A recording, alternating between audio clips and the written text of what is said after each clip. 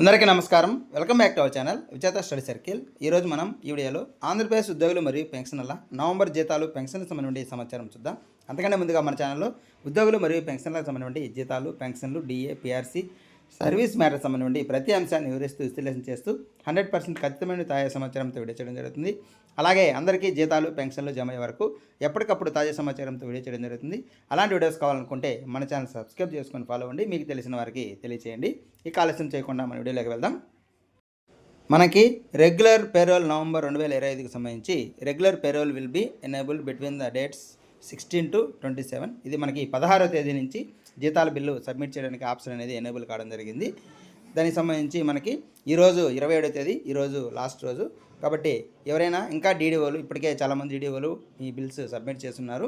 ఇంకా కొంత డీడీఓలు ఇక్కడ ఇంకా పెండింగ్లు ఉండే అవకాశం ఉంది. అయితే మీ బిల్లు సబ్మిట్ చేశారా లేదనేది ఒకసారి డీడీఓ గారిని తెలుసుకొని ఈ సబ్మిట్ చేశారా లేదా ఒకసారి తెలుసుకోండి.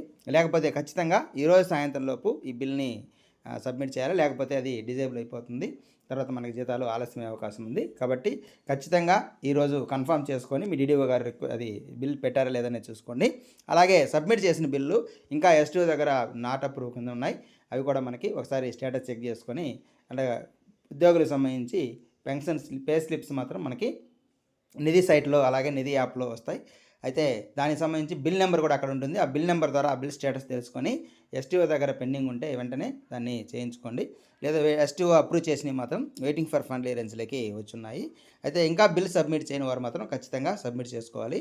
ఇది అలాగే పెన్షన్ పే స్లిప్స్ ఇంకా మనకి డౌన్లోడ్ కాలేదు. డౌన్లోడ్ అయిన వెంటనే తర్వాత వీడియోలో ఈ పెన్షన్ పే స్లిప్కి సంబంధించి సమాచారం తెలియజేయడం జరుగుతుంది. ఇది దీనికి సంబంధించిన సమాచారం.